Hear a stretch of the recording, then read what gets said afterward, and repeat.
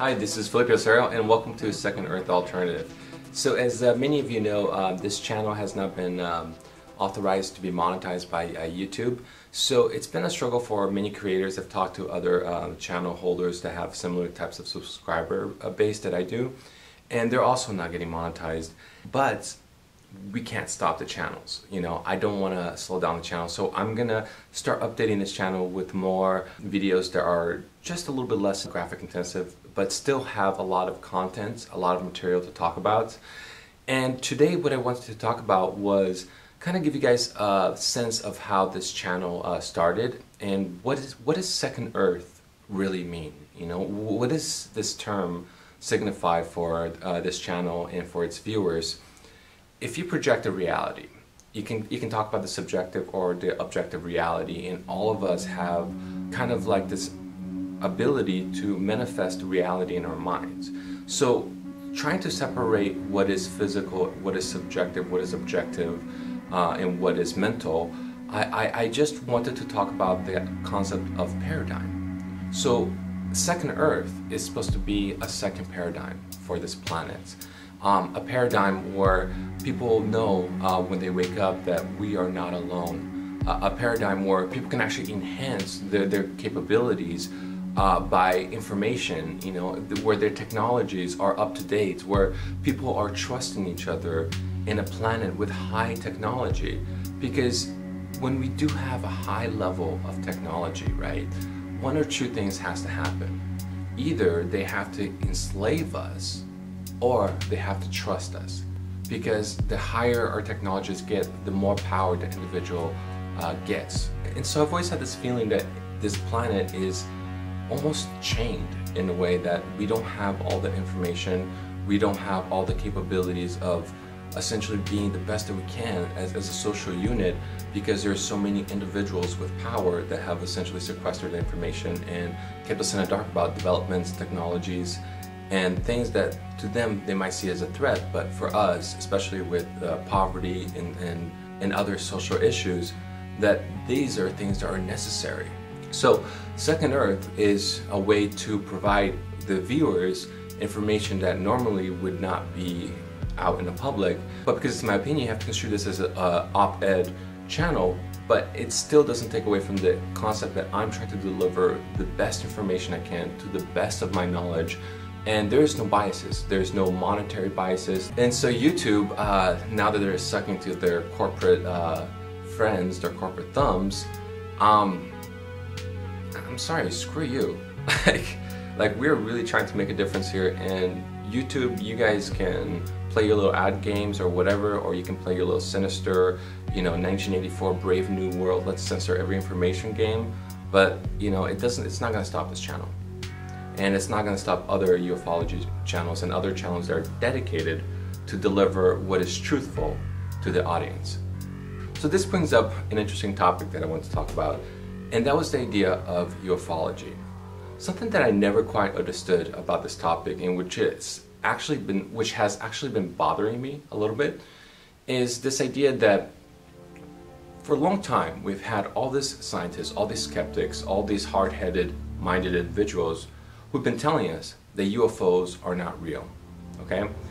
Now, we have Pentagon officials, we have major publications, we have major governments like Chile, France, delivering files that depict that UFOs are indeed real. What's bothering me is now that it's being processed through the main consensus that UFOs are indeed possibly real, meaning unidentified flying objects that are not of our technology, I'm feeling that there is some kind of cognitive dissonance that is happening between the skeptic mind, the consensus, and just the topic of UFOs. So I've been reporting a lot on things like alien abductions, right? And I've been getting also a lot of criticism where people are saying, well, UFOs might be real, but every time you take it to the alien abduction scenario, then you start losing credibility. This is the logical incongruence that's not just melding with my mind, because the way that I'm seeing it is that all the people who have been talking about UFOs for, let's say, for the last decade or so, all those people suddenly were verified to be correct. And then the scientists who are saying that UFOs are not real, suddenly their reality, their paradigm, their earth was shattered. It wasn't what they thought. So after we discovered that UFOs are real, and then we start going to bigger questions like, is alien abductions real? We are now, once again, reverting to these researchers, to these scientists that were initially wrong about the concept about UFOs, telling us, well, UFOs might be real, but alien abductions, it's kind of crazy. Why are we trusting them?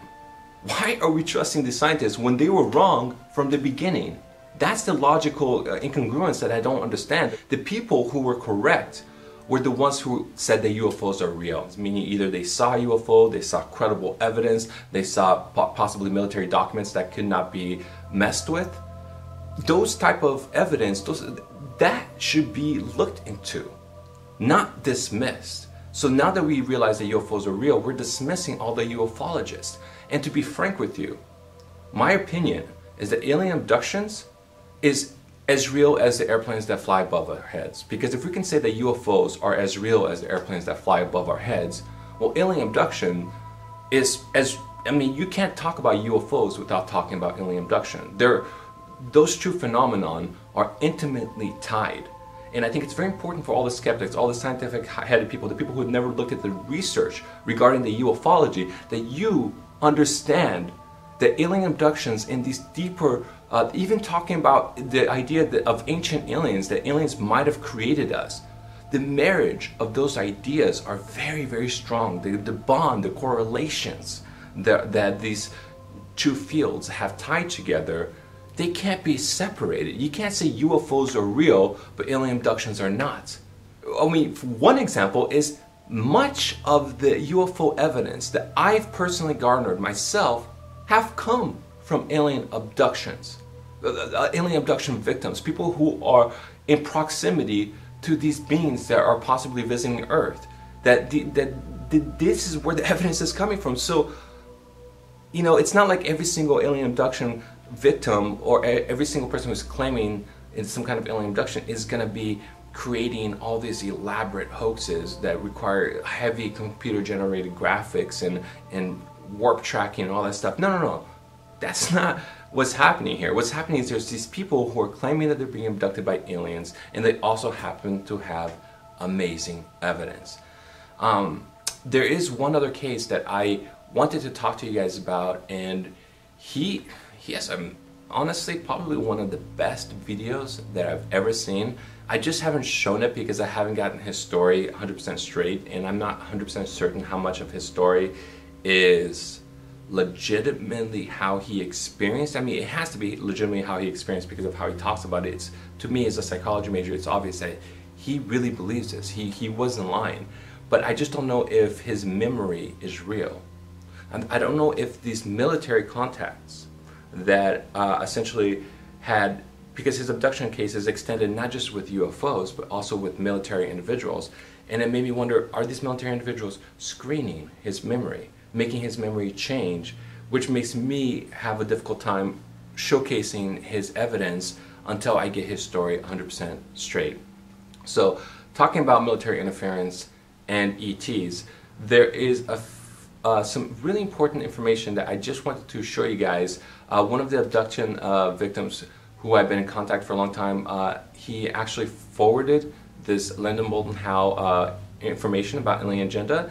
There was a line in this document that I thought was really important for you guys to know, and so let's just play it real quick. Any encounter with entities known to be of extraterrestrial origin is to be considered a matter of national security and therefore classified top secret. Under no circumstance is the general public or the public press to learn of the existence of these entities. The official government policy is that such creatures do not exist and that no agency of the federal government is now engaged in any study of extraterrestrials or their artifacts. Any deviation from this stated policy is absolutely forbidden. Encounters with EBEs may be classified according to one of the following categories. Encounters initiated by EBEs. Possible contact may take place as a result of overtures by the entities themselves. In these instances, it is anticipated that encounters will take place at military installations or other obscure locations selected by mutual agreement. And what those words in that sentence, reading in between the lines, and the implication is for those words to be in this manual, we already had an agreement with an extraterrestrial group that would make mutual date, time meetings to communicate. Such meetings would have the advantage of being limited to personnel with appropriate clearance away from public scrutiny. Although it is not considered very probable, there also exists the possibility that EBEs may land in public places without prior notice. In this case, the OPNAC team will formulate cover stories for the press and prepare briefings for the President and the Chiefs of Staff. And the public and the press are always to get a phony cover story created by counterintelligence. So, as you can see, it appears that our government might have an agreement with these extraterrestrials that are visiting us, at least according to this document. And outside of that, I actually personally met an individual, and this is one of those personal cases that I experienced that had really convinced me about this topic at the time. But I had met a military individual at the time, and he had showcased me all his medals, all these pictures that he had with these prominent generals. And this man had worked in this sensitive area of archiving certain files. And he was very adamant to me that of two things. One of them, these beings, he said, they are utilizing a technology that he claims is just the same as time travel. So however they're getting here, he's claiming it's almost like a form of time traveling. But the other thing that he said that I thought was really compelling is he talked about a mutual agreement between the aliens and our government.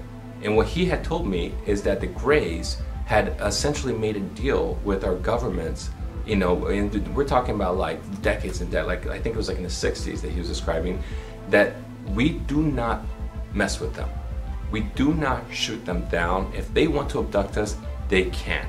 However, in return, we were supposed to have gotten certain forms of technology, or at least our military was supposed to have gotten certain forms of technology from the Greys. And, you know, I'm not talking about the military individual that I talked to, but just from other cases that I've heard, it seems that this agreement has not been fully met. Meaning, while we allowed them to abduct our own people, which I think is disgusting that as a human race we'd allow this to happen, but while we allowed that to happen, they apparently didn't give us the technology that we needed. So, so that's just an opinion. That's just something that I've heard from various sources that I want to share with you guys. And the one other thing I want to show you, this was just posted in Coast to Coast AM, and talking about military interference and military knowledge of how to affect our psychology, and basically mind manipulation. Let's show you this little chart that was just inadvertently released through the Freedom of Information Act.